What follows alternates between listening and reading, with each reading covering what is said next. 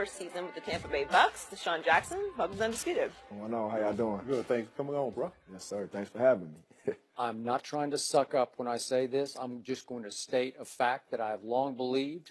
This man is the greatest deep threat in the history of this game, even beyond a Randy Moss or a Bullet Bob Hayes. I have never seen anyone run by people the way he can run by people. Even Randy Moss, obviously, is a Hall of Famer, first ballot, but this man can flat fly. Can still run fast. He can still run fast.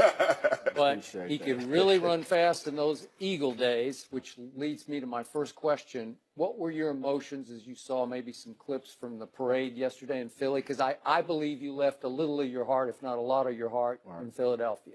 And I was excited for them, honestly. That was a long time coming. 1960 since they won the Super Bowl or a championship. We ain't even gonna say a Super Bowl. Yep. Back then it wasn't a Super Bowl. But I was rooting for them, honestly. There's a lot of guys there that when I was there, a lot of guys came in like Fletcher Cox, Brandon Graham. So I was definitely happy for them.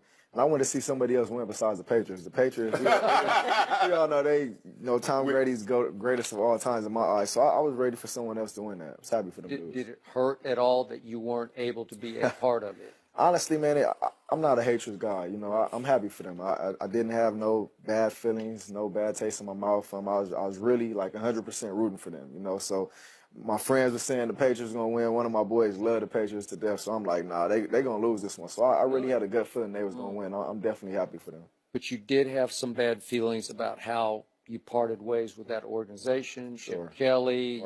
It looked like they were trying to discredit you on the way out as they shoved you out the back door. Yeah. Now that your emotions have settled on all that, how does it leave you feeling about Chip Kelly and the way it ended in Philadelphia? Oh, man, I think everyone close to me knows how I feel about Chip Kelly. I don't respect the way he did things as a person.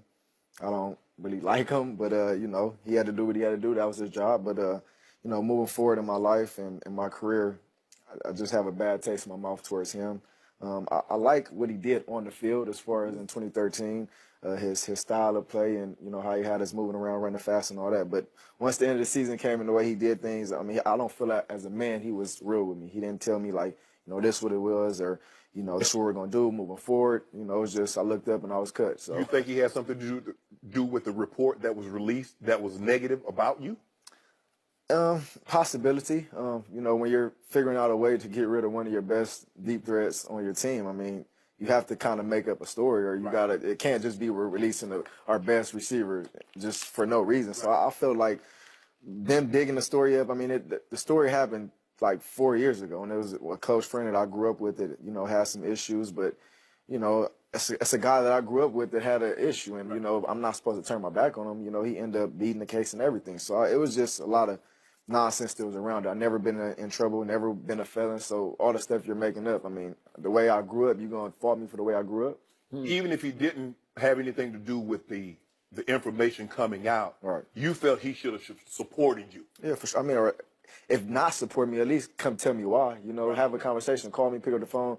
I mean, throughout the season, if you had a play or you seen a scheme, you're going to call me and bring me in your office and tell me, look, I think you could do good on this down the field. You know, we have Foles. He has a big arm. You know, you're going to holler at me if it's a play or it's a scheme. But if it's a real-life situation that the way I was raised or how I grew up or who's my friend, you can't come tell me this is a problem in our organization or this is why we feel like we need to move forward.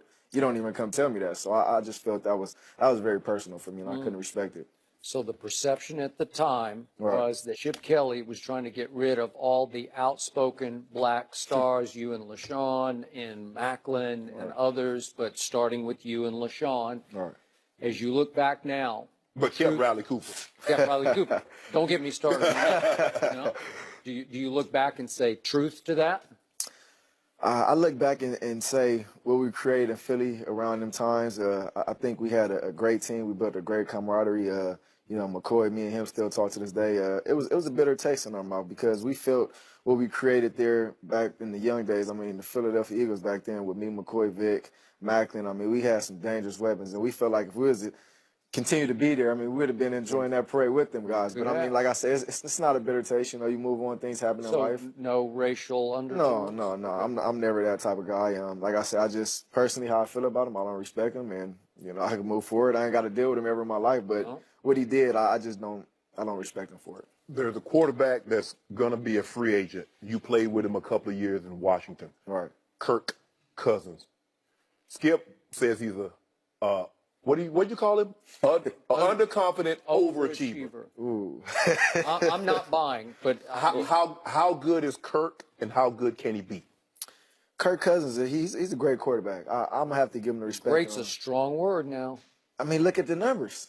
I mean, if we're I gonna got one number for you. What is it? Playoff 20 what?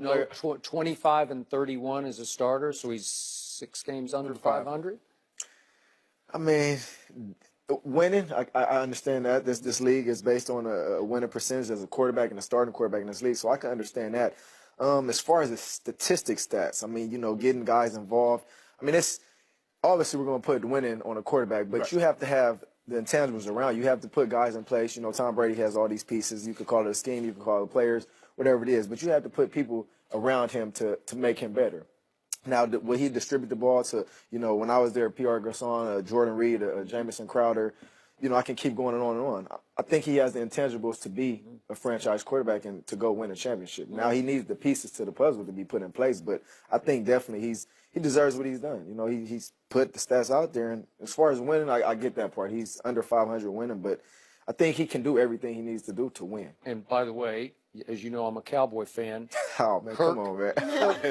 Kirk Cousins ended up 1-6 against the Dallas Cowboys and lost all 4 games at home. Right. And you remember one of those games was on a Monday night against Matt Castle. You caught a big late touchdown pass After that I looked fumbled, like you fumbled, but then you caught a big one that put you guys ahead. Definitely. And then Matt Castle beat you, but whatever. No, you're right. You're right. Okay. But I mean, like I said, I think he's deserving of whatever's coming forth to his, He's going to make way. a bunch of money. Yeah. Maybe from your Denver Broncos. Cleveland. I wish him the best. Arizona. Somebody's going to get to the bid. It's going to be a hot market for him. So Isaiah Thomas got no market, and Kirk Cousins, it's only in America, right? Right. Well, speaking of Isaiah Thomas leaving, can the Cavs now challenge the Warriors? We'll discuss that next.